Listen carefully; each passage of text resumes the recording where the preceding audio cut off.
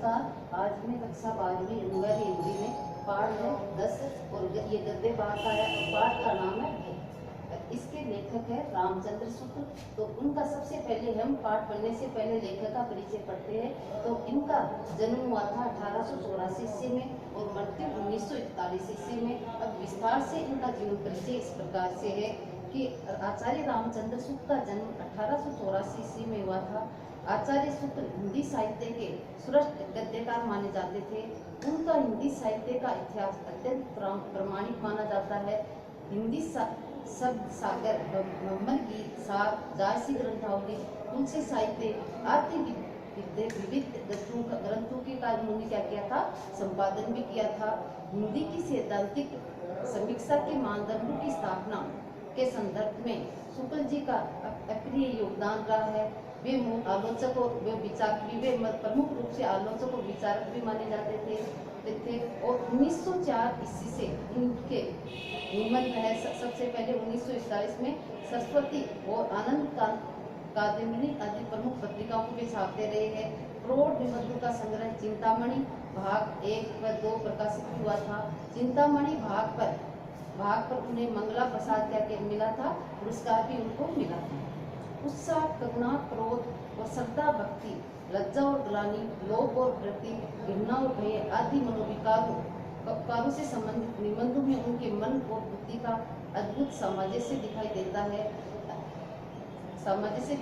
है। इन निबंधों के माध्यम से शुक्ल जी ने लोग की विविध परिस्थितियों के आचार व्यवहार तथा अन्य का संघर्ष भी किया था। इसके बीच बड़े और व्याख्या भी की। सुख और दुख की मूल प्रवृत्तियां का जीवन को गतिशीलता भी उन्होंने बनाई थी। अब आता है पाठ। तो पाठ का नाम है भय। तो भय होता क्या है कि किसी आती हुई आपदा की भावना या मन में जो दुख प्रकट होती है, अर्थात दूसरे शब्दों में इस प्रकार से कहते हैं कि आती हुई विपत्ति को देखकर मन में जो भाव उत्पन्न होते हैं उसे भय कहा जाता है। ये भय है। तो आज हम पढ़ेंगे भय के कारण, भय का सबूत और आशंका, इन सब चीजों के बारे में आज हम पढ़ेंगे। तो सबसे पहले पाठ परिचय में आता है। भय नामक मनोविकार दुखात्मक सबक का भाव होता है। ये मनुष्य जीवन में प्राणी जगत की सत्ता में सुख और दुख का मूल आधार माना जाता है। भय वो सुख का भी माना जाता है और दुख का भी क्या माना जाता है, आधार माना जाता है। मूल प्रवृत्ति शुक्ल जी ने इस विचार प्रधान निबंध में, ये निबंध है उनका, और भय की अनुभूति को लोक व्यवहार के माध्यम की दृष्टि से बड़ी सूक्ष्मता और विशेषता से प्रकट किया है कि अपना बस न हो इस कारण से पहुंचने वाली भावी अनिष्टा निश्चय से जो दुख होता है वही क्या कहलाता है। जो पहले भी मैंने बताया था, भय क्या होता है, जो भावी अनिष्टा आ जाती है, अर्थात जो मन में भाव उत्पन्न भय होता है या दुख अनिष्टा के कारण जो भय मन में जो भावनाएं उत्पन्न होती है वो क्या कहलाती है, भय कहलाती है। छोटे बालक जिसके मन में निश्चयात्मक बुद्धि नहीं होती है और भय का उसे कोई भी किसी प्रकार का कोई भय नहीं रहता है और वह इन बातों से क्या होता है, वो भय से दूर ही रहता है। अब बाकी है भाव या मनोविकार मानव जीवन के प्रेरक माने जाते हैं। भय और क्या है, मनोविकार है, मानव जीवन के प्रेरक होते। इनसे लोक कल्याण के व्यापक उद्देश्य भी सिद्धि भी हो सकती है। शुक्ल जी ने निबंध में भाव की केवल मनोविज्ञान प्रमाणिकता की है, लोक व्यवहार और साहित्य की विविधता के मध्य संगति की स्थापित भी की है। कर्म क्षेत्र के चक्र में जैसे सुखी होना प्रयत्न साध्य होता है, उसी प्रकार निर्भय भी रहता है। इसी प्रकार आवश्यकता से बचा नहीं सकता, अर्थात जो हमारे जीवन में सुख और जो दुख आते हैं उनसे हम बच नहीं सकते। जो आने वाले होंगे वो तो आगे ही रहेंगे। अब भय का स्वरूप क्या होता है, भय किस प्रकार का होता है कि भय के बारे में मैंने बताया भी था कि किसी आती हुई आपदा की भावना या दुख के कारण के साक्षात्कार जो एक प्रकार का आवेग अथवा स्तंभकारी मनोविकार उत्पन्न होता है उसी को क्या कहते हैं, भय कहते हैं। क्रोध दुख के कारण पर प्रभाव डालने के लिए आकुलता की रहता करता है और भय उसकी पहुंच से भी बाहर होने के कारण, लेकिन क्रोध दुख के कारण के स्वरूप बोध के बिना नहीं होता है। यदि दुख का कारण चेतना होगा और समझ जाएगा कि उसे जानबूझकर दुख पहुंचाया जाता है, क्या होगा हमारे मन में, जिसको हम दुख पहुंचाएंगे तो जो जिसको दुख पहुंचा रहे तो उसके मन में क्या आएगा कि क्रोध की भावना भी क्या होगी, उसके अंदर जागृत होगी। हमारे मन में वो उसके मन में हमारे प्रति द्वेष की भावना क्या हो जाएगी, उत्पन्न हो जाएगी। और वो क्या करेगा, वो हमें हमारे को क्या करेगा, दुख अर्थात कुछ न कुछ हमारा नुकसान पहुंचाने की भी कोशिश करेगा। ये अगर भय है वो किसी ज्योतिष कहता है कि यदि कोई ज्योतिष किसी गंवार से कहे कि कल तुम्हारे हाथ पांव टूट जाएंगे, तो उसे क्रोध, उस व्यक्ति को क्या है, उस गंवार को क्या क्रोध नहीं आएगा, उससे क्या होगा, भय, और उस भय को उपाय करने का वो सोचने लग जाएगा। अगर कोई साधारण व्यक्ति किसी व्यक्ति को ये कहे कि कल तुम्हारे हाथ पैर टूट जाए, ज्योतिष अगर वो बात कहता है कि तुम्हारे हाथ पैर कल टूटेंगे, तब तो वो क्या है, कुछ भी नहीं, तो वो क्या उसको उपाय करने की सोचेगा कि इसको किस प्रकार से टाला जाए। लेकिन अगर कोई साधारण व्यक्ति ये बात कहेगा कि कल तुम्हारे हाथ पैर टूट जाएंगे, तो वो क्या करेगा, उसका बदला लेने की वो क्या करेगा, कोशिश करेगा। ये तो हो गया भय का स्वरूप। दूसरा है भय के विषय, दो भय है वो दो रूपों में सामने आता है। सबसे पहला होता है असाध्य रूप में और दूसरा होता है साध्य रूप में। दो प्रकार से भय उत्पन्न होते हैं, पहले हो गए साध्य रूप में और दूसरा होता है असाध्य रूप में। असाध्य वह होता है जिसका किसी प्रयत्न द्वारा निवारण असंभव, अर्थात जिसका किसी कोई भी प्रयत्न करे। असाध्य वो होता है जिसके द्वारा वो जो कोई भी हम प्रयत्न करें लेकिन उसका कोई उपाय नहीं होता, वो तो असाध्य होता है।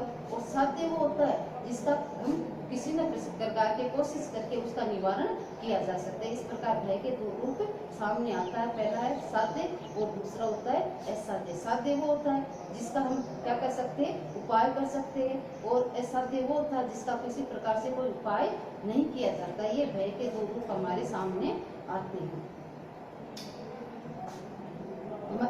दो मनुष्य एक पहाड़ी नदी के किनारे बैठे आनंद से बात करते चले जा रहे थे। इतने में सामने कोई घोर की धाड़ सुनाई पड़े। यदि वे दोनों उठकर भागने, चीखने या पेड़ पर चढ़ने आदि का प्रयत्न करते हैं तो वो बचने की क्या करेगा, वो कोशिश भी करेगा। क्योंकि भय के तो बताए असाध्य और साध्य, तो वो प्रयत्न कर सकता है। इससे कि साध्य असाध्य होने की धारणा परिस्थिति विशेषता के अनुसार ही होती है, पर बहुत कुछ मनुष्य की प्रकृति की अवलंबित रहती है। क्लेश के कारण का ज्ञान होने पर भी उसकी अनिवार्यता का निश्चित अपनी व्यवस्था या क्षमता के अनुभूति के कारण भी होता है। यदि अनुभूति कठिनाइयों का, आपत्तियों को दूर करने का अनायास के भाव के कारण के होता है तो मनुष्य स्तंभित हो जाता है, उसके हाथ पांव नहीं हिल सकता। अर्थात वह अचानक आते हैं तो उसके मन में वो हाथ पैर है वो कांपने लग जाते हैं और वो उस उपाय को परिपोषित नहीं कर पाता है। पर बड़े दिल या साहसी आदमी पहले से जल्दी डरता नहीं। अर्थात कायर व्यक्ति होता है वो तो अगर थोड़ा सा भी उसके सामने कोई भी दुख आ जाता है या कोई भी विपत्ति आ जाती है तो उसके हाथ पांव क्या हो जाते हैं, फूल जाते हैं, वो डर के मारे उसे कांपने लग जाता है। लेकिन वही दुख अगर या वो भी परिस्थिति किसी का वीर व्यक्ति के सामने आती है तो वो क्या करेगा, जल्दी से तो वो डरेगा ही नहीं। अगर वो डरेगा तो वो क्या करेगा, उसको दूर करने की कोशिश करेगा, उससे बचने का क्या करेगा, उपाय खोजता रहेगा। ये भय के कारण है।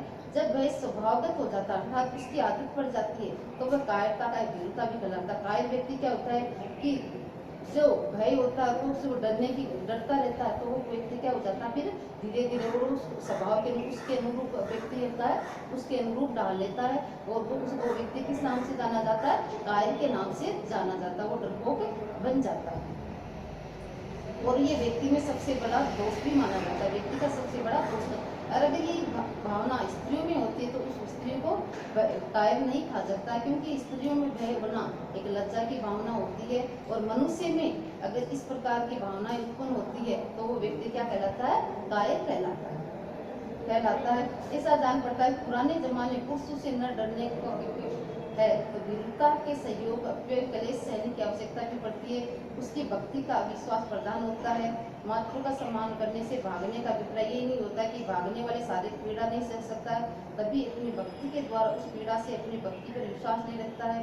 ये तो पुरानी हानि से, अर्थात जो व्यक्ति किसी आपत्ति को या विपदा को देखकर उसे भागने की कोशिश करता है वही व्यक्ति क्या कहलाता है, कायर व्यक्ति कहला जाता है। तो ये कायर व्यक्ति के बारे में बताया गया है। अब उसके बाद में आती है आशंका। तो आशंका क्या होती है कि दुख या आपत्ति की पूर्ण निश्चय न हो, अर्थात कब दुख आए कब सुख आए इस बात का हमें पूर्ण निश्चय न रहने, उसकी संभावना मात्र के, अर्थात हमें संभावना है संभावना मात्र के अनुमान से जो आवेग शून्य भय होता उसे क्या कहते हैं? आशंका। अर्थात ये आशंका उसे कहते हैं जो मन में शंका होती है कि वो कुछ आएगा या कुछ हमारे जीवन में होने वाला, को निश्चित नहीं है कि होगा ही, लेकिन आशंका बन जाती है, तो वो क्या होती है? आशंका या शून्य भय होता है, या आपत्ति कि वो निश्चित न रहने कि मेरे कि वो आपत्ति आ भी सकती है, हमारे जीवन में दुख आ भी सकते हैं और नहीं भी आ सकते हैं, वो क्या कहलाता है? आशंका कहलाता है। जैसे हम घने जंगल में जा रहे हैं और मन में ये जंगल में जाते जाते हमारे मन में ये भावना पैदा हो जाती है कि चल रहे हैं, चलते चलते भावना पैदा हो रही कि हमें कहीं शेर कि जंगल में भयानक शेर न मिल जाए, अर्थात कोई हिंसक पशु हमारे मेरे ऊपर आक्रमण न कर ले, ये आशंका मन में पैदा होती है। जरूरी नहीं है कि वो हिंसक पशु उसके सामने ही आए, लेकिन मन में एक भावना अर्थात आशंका की भावना पैदा हो जाती है। यह बात है क्रोध का भाव दुख के कारण पर डाला जाता है। अर्थात क्रोध क्या होता है? क्रोध का दुख के कारण ही होता है, किसी के ऊपर कोई दुख भावना हो जाती है, अर्थात मन में दुख के भाव आते हैं, तो उस व्यक्ति के मन में क्रोध की भावना भी क्या होती है? आ जाती है।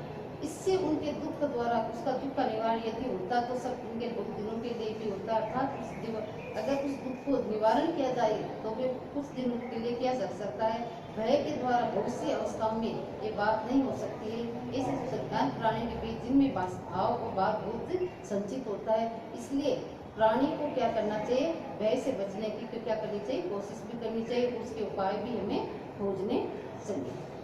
आगे आता है फिर उसके बाद में है कि शुक्ल जी ने क्या बताया है कि जंगली व्यक्ति होता है, जंगली और असभ्य जातियों में भय अधिक पैदा होता है, क्योंकि वो समाज से क्या होते दूर रहते और समाज से जुड़े हुए नहीं रहते, उनमें भय की भावना क्या होती है?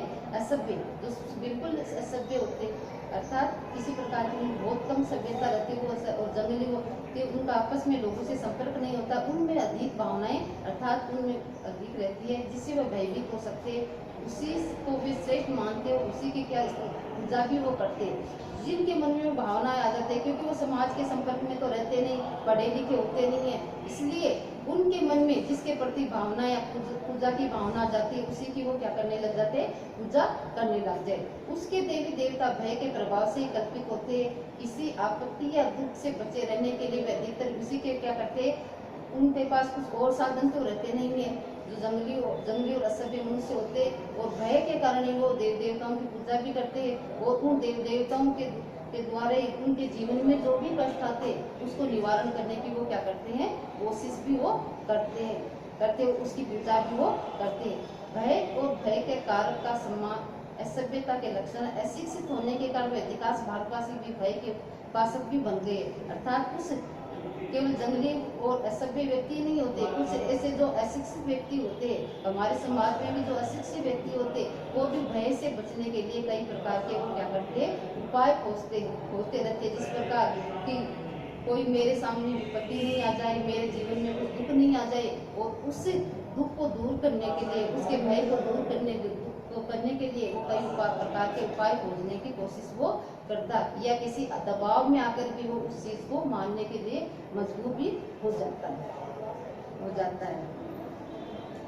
भय की वासना का प्रयास क्रमशः होता चलता जाता है, ज्यों-ज्यों वह अनेक रूपों में व्यस्त होता है, त्यों-त्यों उनकी धड़कन बढ़ती जाती है। इस प्रकार अपने ज्ञान, जो व्यक्ति ज्ञान बल और हृदय और शरीर बल की वृद्धि के साथ दुख की छाया को हटाता जाता है, वही बहादुर व्यक्ति अर्थात महान व्यक्ति कहलाता है, जो इन विपत्तियों का सामना कर लेता है, जो व्यक्ति अपनी कठिनाइयों का, मुसीबतों का सामना करके वो आगे बढ़ जाता है, वो ही इस संसार में अपना विजय प्राप्त कर लेता है। जैसे समस्त मनुष्य जाति की सभ्यता के विकास का ही क्रम रहता, मृत्यु का भय तो अब भी बहुत कुछ छूट गया, पशु की बाधा भी मनुष्य के लिए प्राय नहीं रह गई है, पर मनुष्य के लिए, मनुष्य का मतलब ये पशु और जंगली हिंसक पशु, इन सब का तो भय अब खत्म हो गया, लेकिन मनुष्य का ही भय है वो आपस में बन गया है। और वो भय किस प्रकार से बन गया है कि मनुष्य क्या कारण हो गया? दुख, अर्थात वो शत्रु बन गए हैं। सभ्यता के अंतर केवल इतना ही पड़ता है कि दुख दान की विविध बड़ा और जटिल हो गई है, उसका सोचता का बहुत रूप में आवरणों भीतर ढक गया है। इस बात की संगतता नहीं रहती कोई, वो भय मनुष्य में किस प्रकार का रहता है कि जबरदस्ती आकर हमारे घर में घर, खेत, बाग बगीचे रुपए पैसे छीन लेता है, तो ये मनुष्य में इस प्रकार की भावनाएं होती है जो एक दूसरे के संपत्ति को छीनने की वो क्या करते हैं, तो वो एक प्रकार का एक दूसरे मनुष्य का क्या बन गया है, शत्रु बन गया है। या कोई क्या करता है, कोई नकली दस्तावेज देकर के, झूठी गवाही देकर, कानूनी बहसों से बल पर वो क्या करते हैं, उसकी संपत्ति को हड़पने की कोशिश करता है। इसलिए कहा गया है कि मनुष्य का क्या बन गया है, शत्रु बन गया है। लेकिन वर्तमान स्थिति में एक व्यक्ति को दूसरे व्यक्ति से वैसा भय नहीं रहता है जैसा पहले रहता था। एक जाति को दूसरी जाति से भी उतना भय नहीं रहता, एक देश से दूसरे देश से भी उतना भय नहीं रहता। लेकिन इतना जरूर है कि जो कमजोर देश है और दूसरा शक्तिशाली देश है, जो कमजोर देश है वो क्या करेगा, जो शक्तिशाली देश है उस कमजोर देश पर क्या करेगा, उस पर आक्रमण करने की कोशिश करके वो हड़पने की वो क्या करेगा, उस पर कोशिश करेगा और उसे अपने अंडर में कर लेगा, अर्थात अपने पर अधिकार कर लेगा। इस प्रकार से एक देश दूसरे देश का जो कमजोर देश है वो शक्तिशाली देश है, उस पर कमजोर देश पर वो अपना शोषण करेगा, क्योंकि उसके पास शक्ति रहती जो शक्तिशाली देश है, इसलिए उस कमजोर देश पर वो शोषण करने की वो कोशिश करेगा। उसके बाद आता है, जिस प्रकार सुखी होने के प्रत्येक प्राणी को अधिकार होता है, उसी प्रकार भूखा होने का भी परम क्षेत्र के चक्र में पड़कर उसी प्रकार प्रयत्न वो करता रहता है। आगे आता है इसमें भय की स्थिति में परिवर्तन। लेकिन आजकल क्या है कि भय की स्थिति में परिवर्तन आ गया है, और वो किस कारण से आ गया है, और इस भय के निवारण भी किया गया है कि जो एक दूसरे पर जबरदस्ती कब्जा करने की कोशिश कर रहे, उसका भी निवारण किया गया है कि, और वो किस प्रकार से निवारण किया कि उच्च आदर्शों की प्रतिष्ठा आवश्यक है। आदर्श को स्थापित करके ही जो जिस प्रकार में मन में जो भावनाएं है उसको आदर्श स्थापित करके क्या किया जा सकता है, दूर किया जा सकता है। इसके लिए क्या बनना पड़ेगा, हमें निर्भय बनना पड़ेगा। निर्भय का अर्थ होता है बिना भय के बनना पड़ेगा, सुखी रहना पड़ेगा। प्रत्येक प्राणी का अधिकार है, और प्रत्येक प्राणी का ये भी अधिकार है कि जिसके पास संपत्ति कम है तो उस व्यक्ति को संपत्ति देके, और जो गरीब है और अमीर के पास अधिक संपत्ति है तो अमीर व्यक्ति है गरीब को संपत्ति देके भी इस प्रकार को दूर किया जा सकता है। इसके लिए क्या होना चाहिए, शील शक्ति पुरुषार्थ की आवश्यकता होती है, अर्थात परिश्रम करने की हमें आवश्यकता होती है। क्योंकि परिश्रम के बिना जो व्यक्ति परिश्रम नहीं करता है उसके लिए वो व्यक्ति अपने जीवन में कुछ नहीं कर सकता है, और जो परिश्रम करेगा वही अपने जीवन में व्यक्ति आगे बढ़ सकता है। और किसी प्रकार की कोई हिंसा प्रवृत्ति जब भी रुकेगी, जब तक कि जब सभी व्यक्ति क्या करेंगे, परिश्रम करेंगे और पुरुषार्थ पर भरोसा करेंगे। इसलिए हमें पुरुषार्थ की क्या होगी, आवश्यकता बनी रहेगी। इसलिए हमें क्या करना चाहिए, पुरुषार्थ की अर्थात में अपने जीवन में परिश्रम करना अति आवश्यक होता है। धन्यवाद।